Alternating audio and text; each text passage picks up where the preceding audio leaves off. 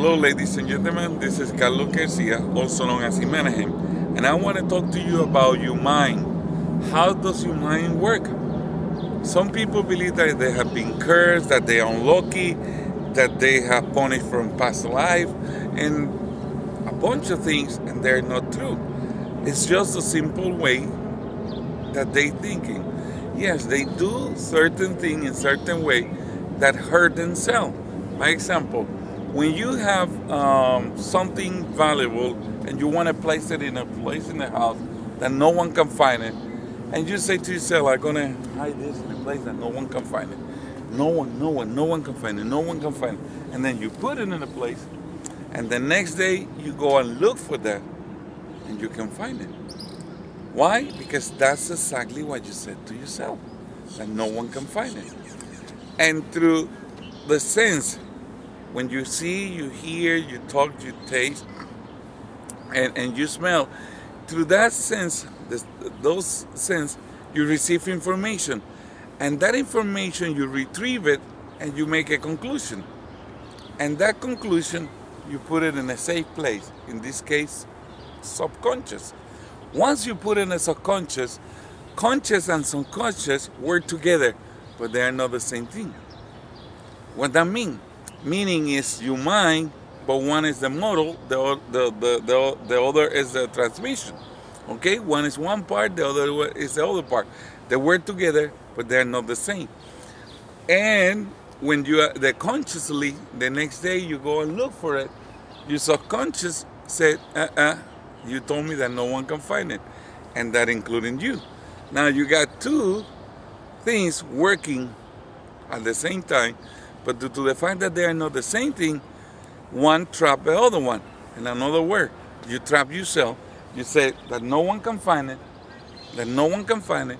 The next day, you can find it. Why? Because that's exactly what you said to yourself, that no one can find it. Now, this is very important because now you know that you talk to yourself, but you also listen to what you believe, listen to what you said, listen to your conclusion, and you believe it's true. Your subconscious mind don't distinguish in between right and wrong, truth and not truth.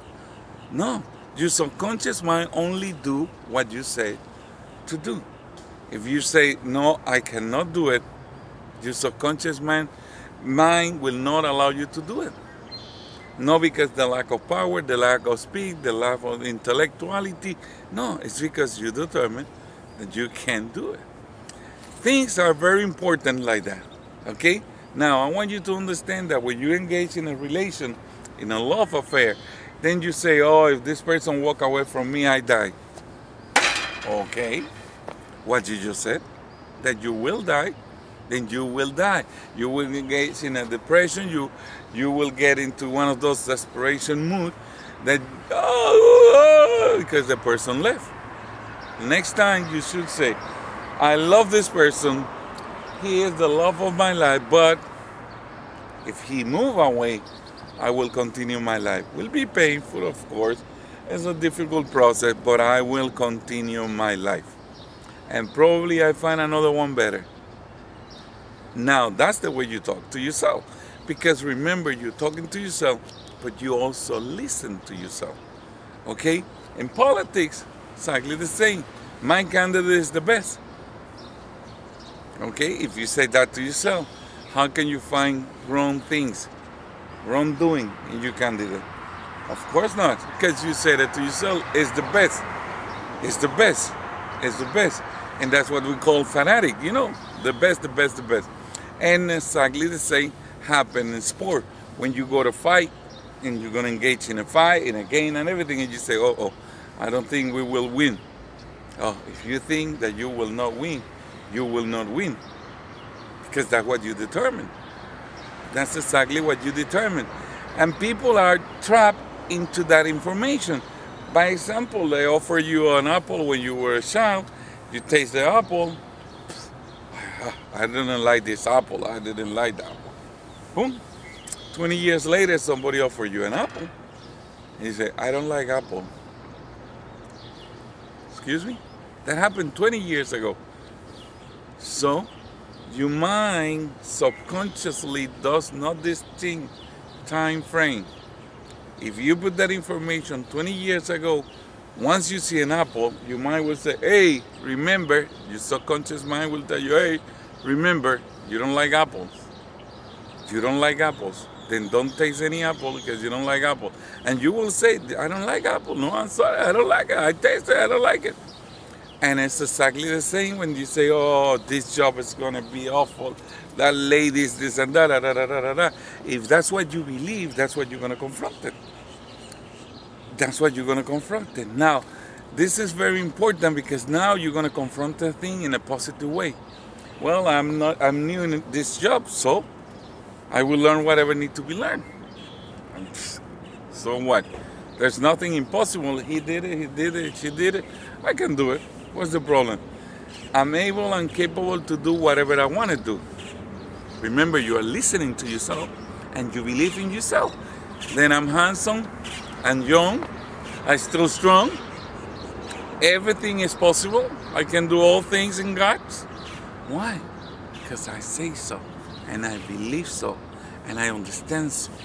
Now, when Jesus walked in the earth 2,000 years ago, this lady touched Jesus' robe, and Jesus stopped and looked behind and said, somebody has touched me. The disciples say, look behind. Jesus looked behind and said, look how many people. He said, but this was a special touch. And he said, who touched me? The lady said, sorry, it was me. And then Jesus used a wonderful phrase. He said, your faith has healed you. He didn't say, my power healed you.